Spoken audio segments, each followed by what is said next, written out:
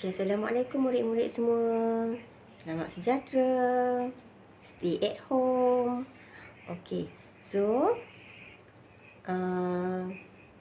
tadi cikgu telah mengajar secara jimit. Okey, so cikgu terpaksa fikirkan satu inisiatif macam mana cara untuk bantu anak-anak murid cikgu yang tak dapat join kelas jimit tadi.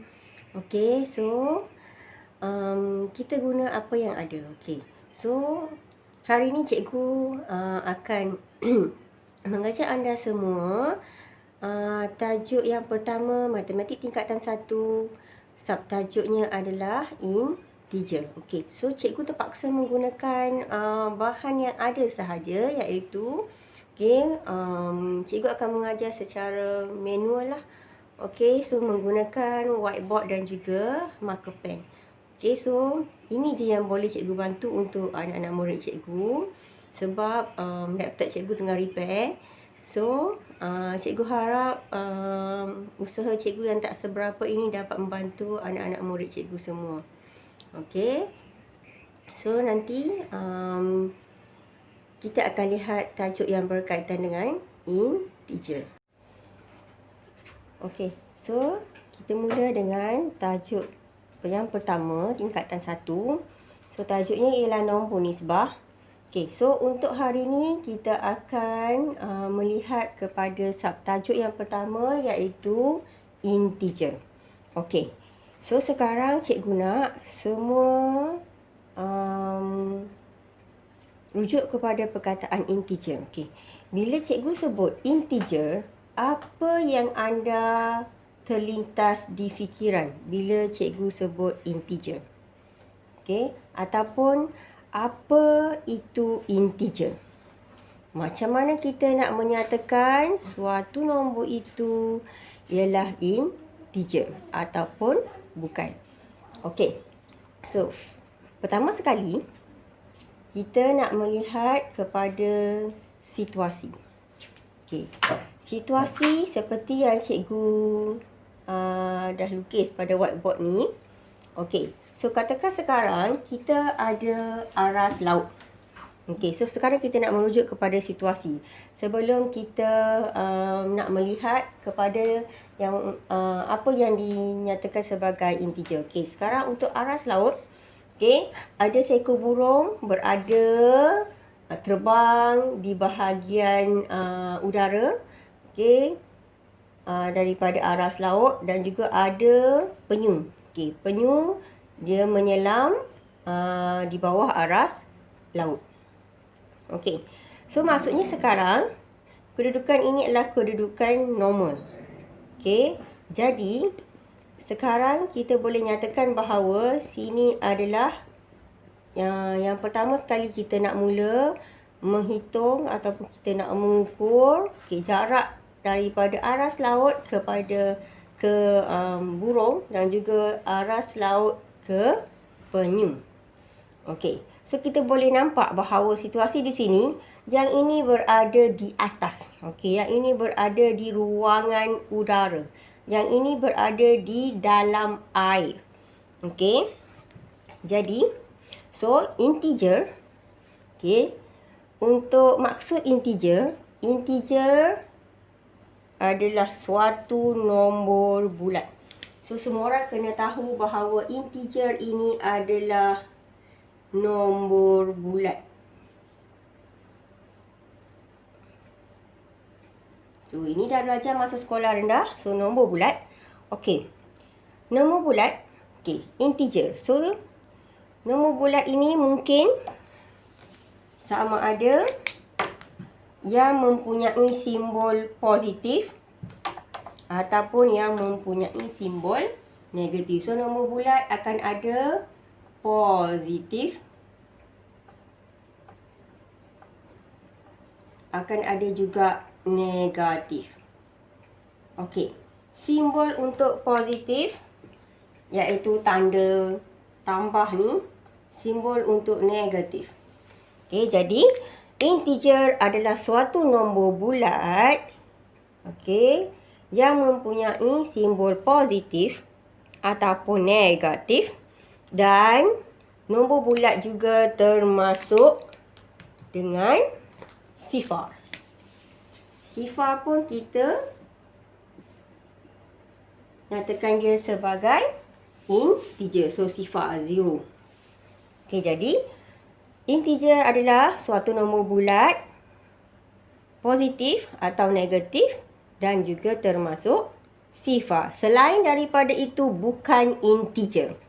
Okey, kategori integer hanyalah nombor positif, nombor negatif dan juga sifar. Okey, let's say katakan ada soalan berikan kita pecahan dan perpuluhan. Adakah ia diklasifikasikan sebagai integer? Okey, so tidak. Sebab ia bukan nombor bulat. Ia adalah pecahan ataupun perpuluhan. Okey, baik. Sekarang, katakan kita merujuk kepada situasi yang pertama adalah situasi daripada aras laut. Okey, katakan burung ini terbang dengan jarak, katakan jarak dia adalah 100 meter. Okey, dia terbang, berlega-lega di udara 100 meter daripada aras laut. Okey, manakala penyu pula, dia menyelam di bahagian bawah aras laut.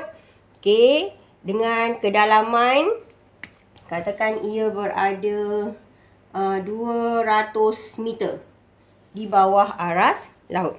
Okey, macam mana kita nak menyatakan situasi ini ke dalam bentuk integer? Okey, jadi untuk kedudukan burung daripada aras laut, ia adalah merujuk kepada positif 100 meter. Okey, manakala kedudukan penyu daripada aras laut, kita nyatakan dia dalam bentuk integer, ia adalah negatif 200 meter. Okey, so sekarang kita nampak tanda penggunaan negatif di bawah aras laut, positif berada di atas aras laut. Okey, untuk simbol penggunaan positif dan negatif, okey, setiap nombor negatif wajib mempunyai simbol negatif. Tetapi untuk nombor positif tidak semestinya dalam penulisan akan ada simbol positif. Kalau dia tak tulis simbol positif, dia akan tulis 100 meter sahaja ataupun 100. So, bila kita nampak nilai 100 tanpa apa-apa simbol di hadapan, maka nombor ini tetap nombor positif walaupun tiada tanda ataupun walaupun tiada simbol positif di hadapan 100 tersebut. Okey, jelas murid-murid?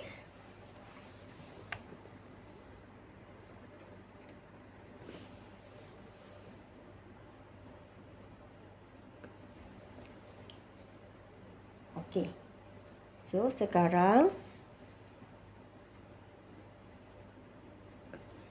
kita akan lihat kepada situasi yang kedua. Okey, katakan sekarang kita ada sebuah kereta. Okey, kereta sekarang sedang dipandu. Okey, katakan sekarang kereta ini kita bergerak.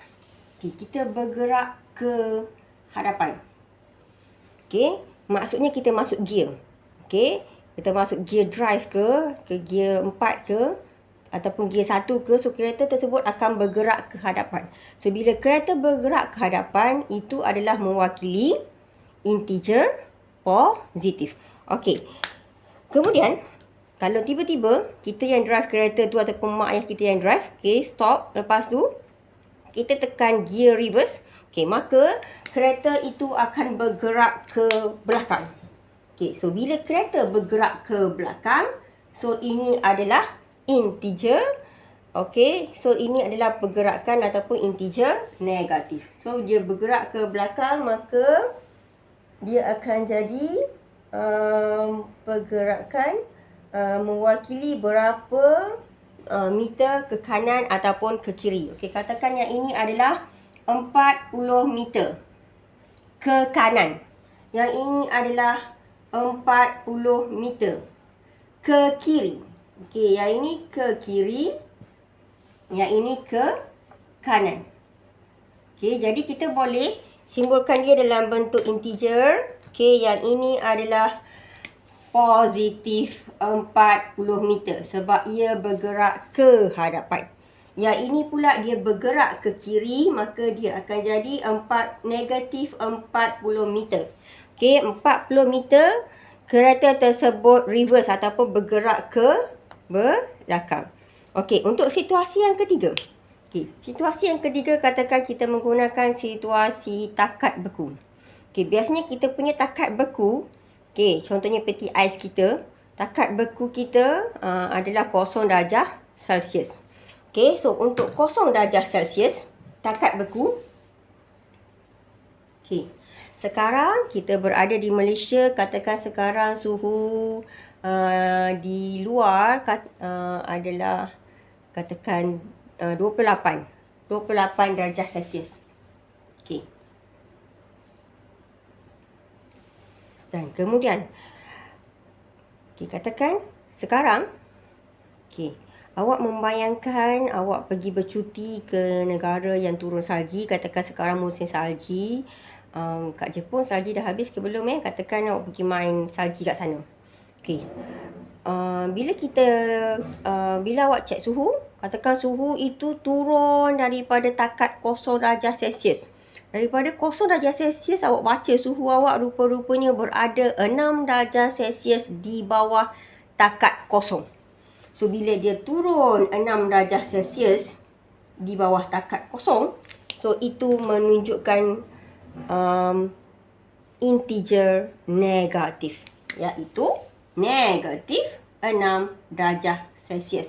Untuk suhu kita yang berada di Malaysia sekarang, okey, kita nyatakan dia sebagai 28 darjah Celsius, maka 28 darjah Celsius itu adalah integer positif. Okey, boleh diwakili sebagai positif 28 darjah Celsius. Okey, so itu adalah untuk kita cuba mengenal macam mana penggunaan integer positif dan juga integer negatif. Okey, sekarang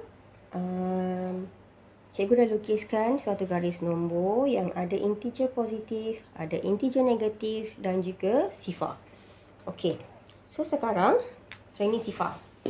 Okey, ke kanan dari sifar. Okey, ke kanan sifar, ia adalah integer positif. So kita boleh tulis dia. Kita tulis integer positif. Okey, ke kiri sifar. So ini katakan hak dia. Okey, ke kiri dia adalah integer negatif. Okey, nampak tak? So ni ada simbol negatif. So ini negatif 1, negatif 2, negatif 3. Okey, so kita nak melihat kepada nilai. Okey, semakin ke kanan sifar, okey, nilai semakin besar. So nilai semakin bertambah ataupun semakin besar nilai dia. Okey, bila integer tersebut bergerak ke kiri sifar, maka nilai integer itu akan jadi semakin kecil. So nilai akan jadi semakin kecil. So tanda kecil ataupun tulis kecil. Okey, jadi sekarang kita boleh bandingkan antara negatif 3 sifar dan juga 3. Negatif 3 adalah yang paling kecil. So negatif 3 nilai yang paling kecil dalam ketiga-tiga list ni. So ini paling kecil. Manakala 3, okey, 3 untuk integer positif, ia boleh ditulis sebagai 3 tanpa simbol dan ia juga boleh ditulis dengan adanya simbol. Okay, kalau tulis simbol dia akan jadi positif 3 lah. Ada simbol positif di hadapan. So dalam ketiga-tiga list ini, 3, iaitu positif 3 adalah nilai yang paling besar untuk di sini, untuk list 3 ni. Okey, nilai yang paling kecil, okey, semakin bergerak ke kiri, iaitu dalam erti kata lain, bila kita nampak nombor integer negatif, nombor dia semakin besar. Okey, nombor dia semakin besar, contohnya negatif 150. Walaupun kita nampak nombor dia tu nombor yang besar, jangan tertipu. Nombor yang besar ni 150. Tetapi kita kena lihat dan cuba lihat kepada simbol negatif. So negatif. Katakan kita nak bandingkan dia dengan negatif 1. Antara negatif 150 dan juga negatif 1, nilai mana yang paling kecil? Katakan soalan nak nilai kecil. Okey. So kita tengok kepada, mula-mula kita tengok kepada simbol. Simbol itu simbol positif ke simbol negatif? Kalau kedua-duanya simbol negatif, untuk nilai yang paling kecil, kita kena ambil dia punya angka tu yang nampak besar. Jadi angka yang nampak besar di sini adalah 150. Tanda kat depan adalah tanda negatif. Maka nilai yang paling kecil di sini ialah negatif 150. Kalau kita nak bandingkan dia dengan negatif 1. Okey, jelas murid-murid?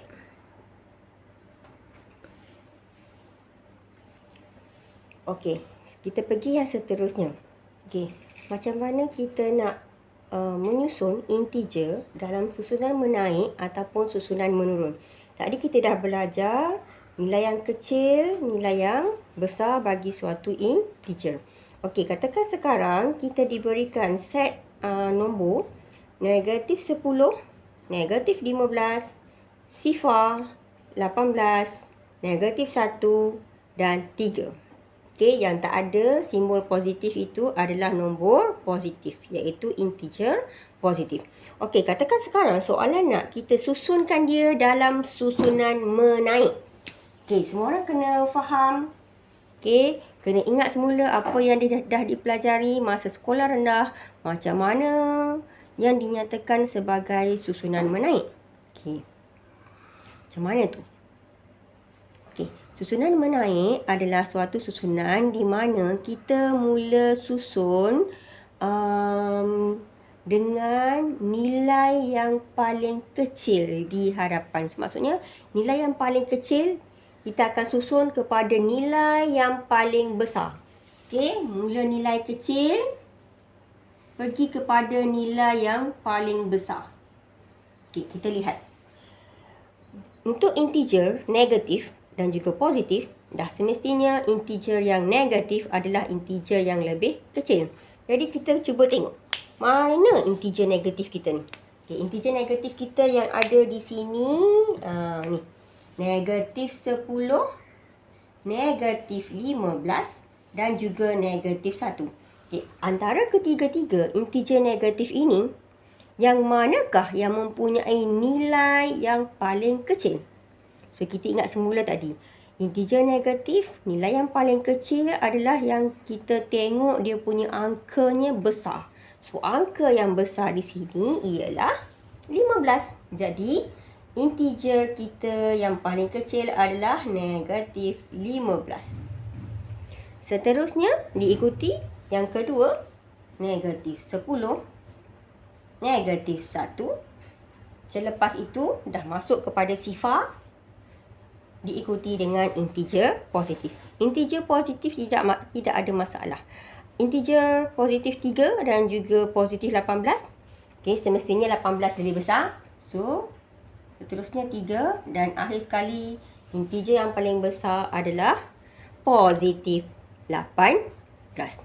Okey. So, yang ini semua murid kena jelas, kena maklum, kena faham.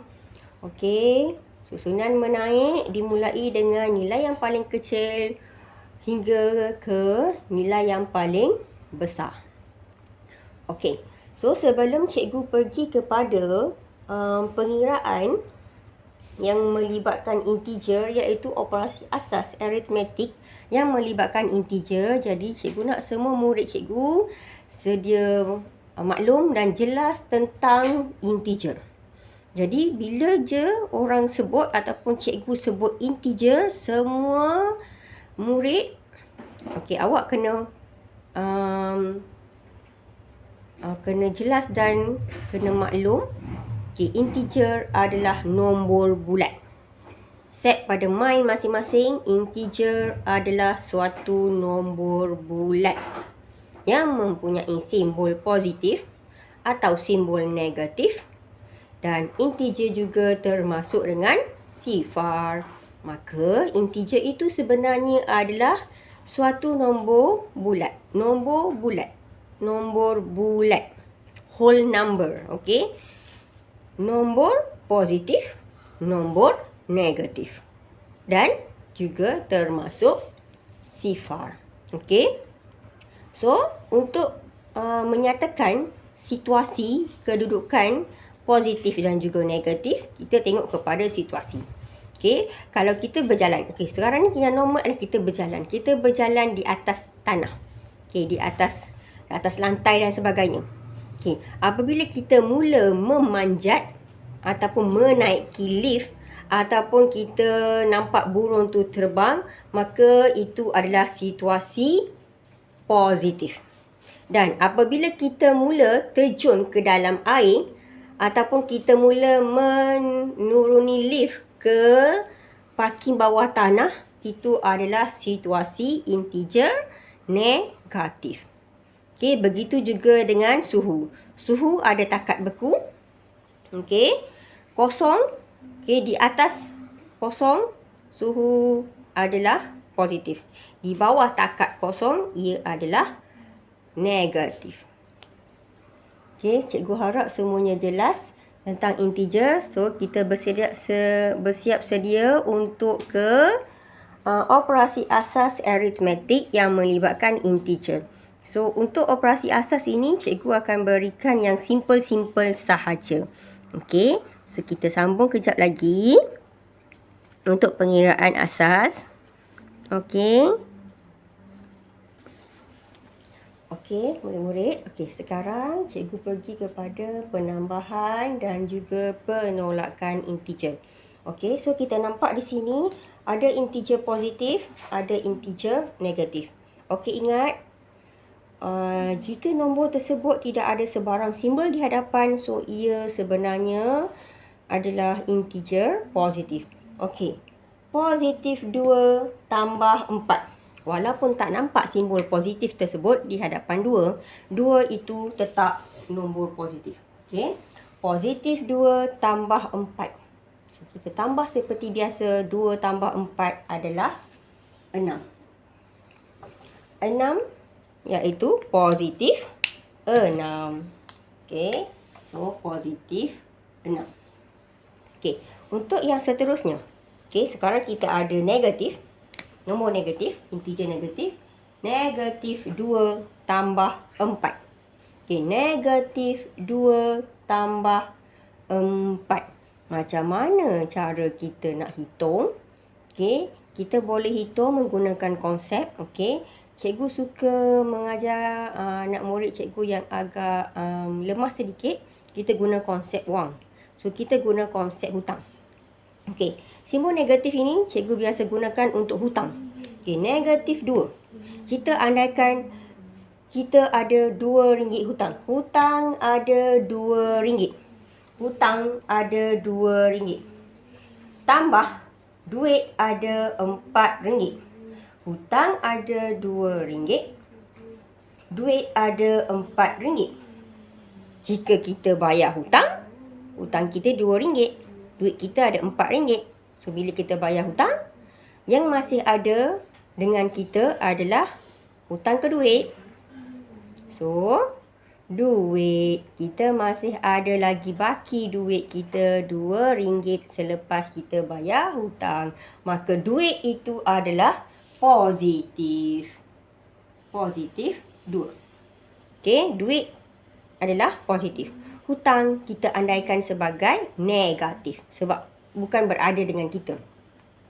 Okey, jelas itu adalah menggunakan konsep hutang. Cara baca dia, hutang ada RM2. Hutang ada RM2, duit ada RM4. Bila kita bayar hutang, maka duit kita masih ada RM2 duit. Okey. Ada satu lagi cara.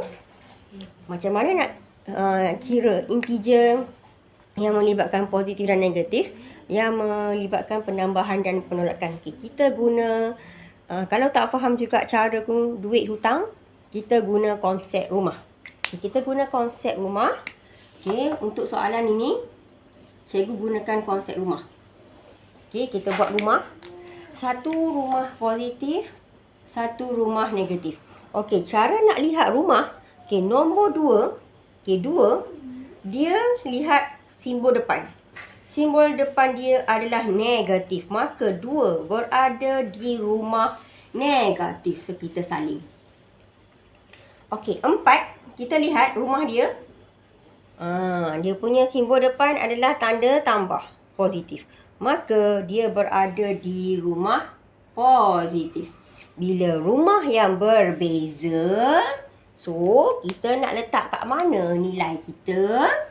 Rumah yang berbeza, kita kena tolak. Apabila 4 tolak 2, okay, apabila 4 tolak 2, kita dapat 2. Kat mana kita nak tulis 2? So, kita lihat. Mana nombor yang besar? 2 ke 4? Maka nombor yang besar adalah nombor 4. Maka jawapan 2 kita tadi akan berada dalam rumah positif. Sebab itu jawapan kita adalah positif 2. Okey, jelas? Okey. So, kita pergi yang seterusnya. Yang ketiga.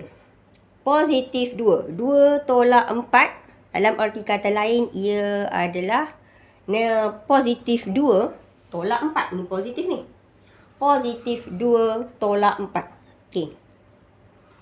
Positif 2. Cikgu guna konsep hutang dulu.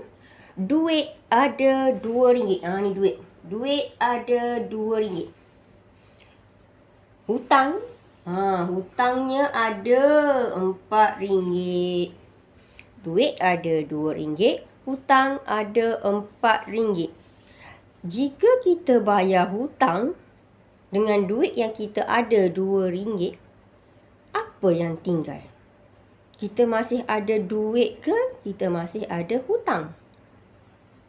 RM2, duit. Hutang RM4.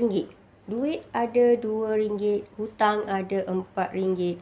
Bila kita bayar hutang, hutang kita masih ada lagi RM2 hutang. So, hutang kita ada. Okey? So, itu konsep hutang sekarang. Okay, cikgu jelaskan macam mana kalau konsep rumah macam tadi. Kalau konsep rumah pun sama juga. Okay, konsep rumah. Ni cikgu turunkan dia ke bawah ni. Okay, kita guna konsep rumah. Rumah positif, rumah negatif. Okay, kita letak dulu rumah kita. 2 berada di rumah positif.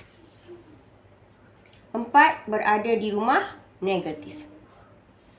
Kaedah yang sama, rumah yang berbeza tolak. 4 tolak 2 adalah 2. Kat mana nak letak 2?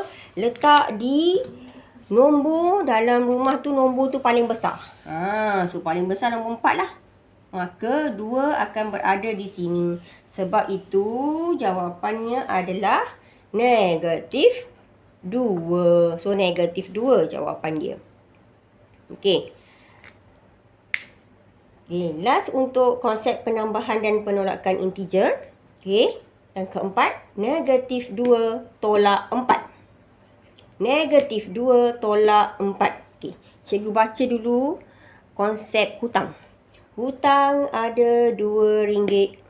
Berhutang lagi RM4. So, apa yang jadi? Jadi duit ke jadi hutang? Murid-murid, so jadi hutang kita makin bertambah jadi 2 tambah 4, 6. So, jadi 6 hutang. So, negatif 6. So, cara nak susun ikut rumah bagi yang ini. Rumah positif kita tidak ada apa-apa. Sekarang kita hanya ada rumah negatif 2. Rumah negatif 4. Kesemuanya berada dalam rumah negatif. So, bila dia ada dalam satu rumah yang sama, maka kita tambahkan sahaja nilai itu. Dan ia tetap berada di rumah negatif. So, negatif 2 tolak 4. Jawapannya ialah negatif 6. Hutang RM2, berhutang lagi RM4. Maka jumlah hutang jadi RM6 hutang. Okey, itu adalah untuk penambahan dan penolakan integer. Okey, kemudian kita akan bergerak kepada pendaraban dan juga pembahagian integer. Okey, murid-murid. Okey, sekarang cikgu akan pergi kepada pendaraban dan juga pembahagian integer. Okey, kita lihat dulu untuk konsep pendaraban integer. Okay, cikgu ambil nombor yang mudah sahaja. Sifir pun sifir yang agak mudah. Kita ambil sifir darab 2 sahaja. Okey. So, kita mulakan dengan positif 4 darab positif 2. Okey, murid-murid cuba lihat. Cikgu tidak tulis simbol positif. 4 darab 2, kita boleh juga baca dia sebagai positif 4 darab positif 2. Okey. Positif 4 darab positif 2. 4 darab 2 adalah 8. Positif 8. Okey. Simbol positif tak ditulis pun, ia tetap nombor positif. Okey. Ini positif. Positif 4 darab positif 2. Kalau di hadapan 2 ada simbol positif, maka kita akan letak tanda kurung. Macam ni. Kalau dia ada tanda positif, maka soalan tu akan letak tanda kurung lah. Untuk kurungkan dia punya simbol nombor positif. Okey, jelas? Tidak ada simbol dan ada simbol positif, ia tetap nombor positif, iaitu integer positif. Okey, untuk positif 4. Okey, darab negatif 2. Okey, sila lihat. Ni ada tanda negatif. Sebab tu kita letak tanda kurung ni. Ada tanda integer. Okey, ada integer negatif. Sebab itu selepas tanda darab, kita letak tanda kurung. Kita kurung nombor negatif tersebut. 4 darab negatif 2. Nilai 4 darab 2, nilainya 8. Okey, ada negatif. So, kita letak negatif. Okey, so jawapannya akan jadi 4 darab negatif 2 ialah negatif 8. Okey, sekarang kita lihat kepada pendaraban dan juga pembahagian integer. Okey. So, cikgu ulang semula untuk pendaraban integer. Okey, positif 4 darab positif 2. Positif 4 darab positif 2. So, ia akan jadi 8 ataupun positif 8. Okey. Positif 4 darab negatif 2. So, bila ada negatif, kita letak tanda kurung. Positif 4 darab negatif 2. Nilai 4 darab 2 adalah 8. Okey, so kita ada negatif, maka dia akan jadi negatif 8. Okey. Begitu juga dengan negatif 4 darab 2. Ataupun negatif 4 darab positif 2. Kalau kita letak tanda positif, so kita kena kurung lah. Okey, 4 darab 2 nilainya 8. Kita ada negatif. So, negatif. Okey, seterusnya negatif 4. Negatif 4 darab negatif 2. So, kita dah kurung negatif 2 dalam kurungan untuk menunjukkan ada nombor negatif di sini. So, 4 darab 2. 4 darab 2 adalah 8. Jadi, jawapan dia ialah positif 8. Okey, sekarang cikgu nak terangkan kenapa ada jawapan positif, kenapa ada jawapan negatif. Okey, untuk mudah murid-murid ingat, murid-murid tak perlu nak hafal positif darab positif, positif, negatif darab positif, negatif, negatif darab negatif, positif. Kalau tersepak batu nanti, hilang semua yang awak hafal. Okey, awak just faham. Okey, fahamkan sahaja apabila kita buat pendaraban ataupun pembahagian bagi integer, bagi dua nombor integer, ni 2, ni 1, ni 2, ni maksudnya 2. Apa kita buat pendaraban dua integer ataupun pembahagian dua integer. Apabila kita darab atau bahagi simbol sama. Okay, keyword dia adalah simbol sama. Okay, simbol sama yang cikgu masukkan di sini ialah yang mana ya simbol sama? Ni simbol sama. Positif 4 darab positif 2. Ni simbol sama. Simbol sama. Positif darab positif. Tu simbol sama.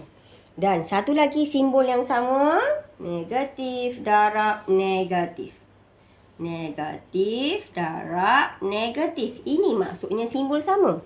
Apabila dua integer tersebut didarab ataupun dibahagi, kedua-dua integer itu ada simbol yang sama, maka jawapan dia mesti jadi jawapan positif. Okey, akan jadi positif. Bila simbol tu berbeza, ni, satu simbol positif, satu simbol negatif. Satu simbol negatif, satu simbol positif. So, bila simbol berbeza. Simbol sama, simbol berbeza. Bila simbol berbeza, jawapan akan jadi negatif. So, nilai tersebut akan jadi ada negatif kat depan. Negatif. Ingat itu sahaja. Tak perlu ingat cara nak darab dan sebagainya tu. Ingat, simbol dua integer darab atau bahagi dua simbol yang sama. So, confirm dia akan jadi jawapan positif. Kalau dua simbol tersebut berbeza, maka dia akan jadi jawapan negatif. So, cikgu harap ia boleh membantu murid-murid untuk faham. Okey. So, cikgu akan bagi contoh yang melibatkan pengiraan. Okey, so cikgu sambung untuk kita lihat kepada pembahagian pula. Tadi cikgu dah nyatakan pembahagian dengan pendaraban, konsepnya adalah konsep yang sama. Okey, darab simbol yang sama akan dapat nilai positif. Darab simbol yang berbeza akan dapat nilai negatif. Begitu juga untuk pembahagian integer. Okey, sekarang cikgu tukar sahaja nombor dia. Okey, cikgu tukar kepada simbol bahagi. Okey, 4 bahagi 2. Ni, positif 4 bahagi positif 2. Maka, ia adalah positif 2. Okey, seterusnya, positif 4 bahagi negatif 2. Sekarang, kita punya simbol tidak sama. Maka, jawapan kita adalah negatif 2. Okey, so itu adalah simbol tidak sama. Okey, seterusnya negatif 4 bahagi positif 2. Negatif bahagi positif. Simbolnya tidak sama juga. Jadi jawapan dia ialah negatif 2. Okey, last sekali. Negatif 4 bahagi negatif 2. Negatif 4 bahagi negatif 2. Kedua-dua simbol adalah simbol yang sama, iaitu simbol negatif. Maka jawapan akan jadi positif 2. Okey. Senangkan konsep dia. Ingat itu sahaja. Simbol 2 integer, simbol yang sama, kita darab ataupun kita bahagi, maka kita akan dapat jawapan positif. Jikalau dua integer tersebut mempunyai simbol yang berbeza. Simbol yang berbeza maksudnya simbol tak sama lah. Berbeza ni maksudnya tak sama. Takut ada pula yang tak faham nanti. Okey. So, jawapannya akan jadi negatif. So, wajib ada simbol negatif di hadapan nilai yang kita dapat. Ataupun angka yang kita kira tadi. Okey. Jelas? Boleh faham? Okey, cikgu harap boleh faham untuk pendaraban dan juga pembahagian integer. Okey. Okey, sekarang kita akan cuba melihat apa yang kita dah belajar tadi. Tadi kita dah belajar penambahan, penolakan integer, pendaraban dan juga pembahagian integer. Okey, kita lihat kepada contoh soalan yang pertama. Negatif 6 darab 4. Okey, negatif. Negatif 6 darab 4. Satu nombor negatif, satu nombor positif. So, kita ada dua simbol yang berbeza. So, simbol berbeza. Okey. Jadi, jawapan kita ialah bila simbol berbeza, ia akan jadi integer negatif. Harap sahaja nilai 6 darab 4, 24. So, jawapan negatif 6 darab 4 ialah negatif 24. Okey, seterusnya untuk contoh yang kedua. Pembahagian. Negatif 12 bahagi negatif 2. Okey, sekarang kita ada simbol negatif dan simbol negatif. Maksudnya kita ada simbol yang sama kat sini ni. So, bila simbol yang sama, kita dah pelajari tadi, kalau dua simbol yang sama, maka nilai untuk darab atau nilai untuk bahagi akan jadi positif. Okey, 12 bahagi 2, 6. Okey, itu tak ada masalah. Okey, so kita cuba melihat kepada macam mana ni. Okey, yang ini cikgu kita upkan sikit. Okey, so untuk tajuk operasi asas ini, cikgu akan ajar semula dengan detail. Nanti kita tuju khas kepada subtajuk ini sahaja, iaitu subtajuk yang kedua. Subtajuk yang kedua, operasi asas aritmetik yang melibatkan integer. Tapi untuk penutup hari ini, cikgu nak selitkan cara pengiraan integer. Okey, macam mana kalau dia bergabung? Negatif 8 darab, dalam kurungan ada penambahan negatif 2 tambah 3. Okey, mula-mula sekali. Okey, kita lihat kepada yang dalam kurungan. So, kita kena ikut urutan yang kita belajar. Okey, kita dah belajar kat sekolah rendah, kalau ada kurungan, so kita buat dalam kurungan dahulu, iaitu bracket. Okey, so ni dalam kurungan. Okey, jadi untuk tingkatan 1, okey, kita menekankan penggunaan jalan kerja bersistematik. Okey, sama dengan negatif 8. Kita belum set, kita akan darab dengan nilai yang kita cari. Dalam kurungan, kita cari nilai penambahan. Negatif 2 tambah 3. Hutang ada RM2, duit ada RM3. Maka duit masih ada RM1 duit. RM1 itu adalah positif. Maka kita akan tulis kat sini. Ini adalah 1. Kalau nak kurung, kalau andai kata nak kurung, nak letak positif 1. Okey, tak ada masalah. Boleh je. So dia akan jadi negatif 8 darab 1. Negatif 8 darab 1. Negatif 8. Itu jawapan dia. Apa yang kita cari tadi? Negatif 2 tambah 3. So, kita dapat positif 1. So, kita tulis di sini. Jadi, negatif 8 dan tadi kita darab dengan nilai yang kita dapat 1 ataupun positif 1. So, negatif 1 darab, negatif 8 darab 1 sama dengan negatif 8. Sebab simbol ini adalah simbol tidak sama. Cuba cikgu tekankan ni simbol ni. Ni simbol ni, simbol ni. Simbol tak sama. Maka jawapan akan jadi negatif 8. Okey.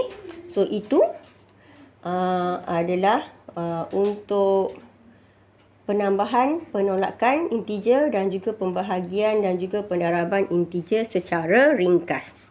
Untuk yang lebih detail, kita akan jumpa semula dalam subtajuk yang kedua, iaitu operasi asas aritmetik yang melibatkan integer. Okey, so kita akan jumpa dengan lebih lanjut lagi dalam subtajuk yang kedua. So, cikgu harap video yang ini dapat membantu murid-murid cikgu untuk memahami integer. Okey, so cikgu harap kita akan berjumpa lagi di lain masa. Okey, stay at home.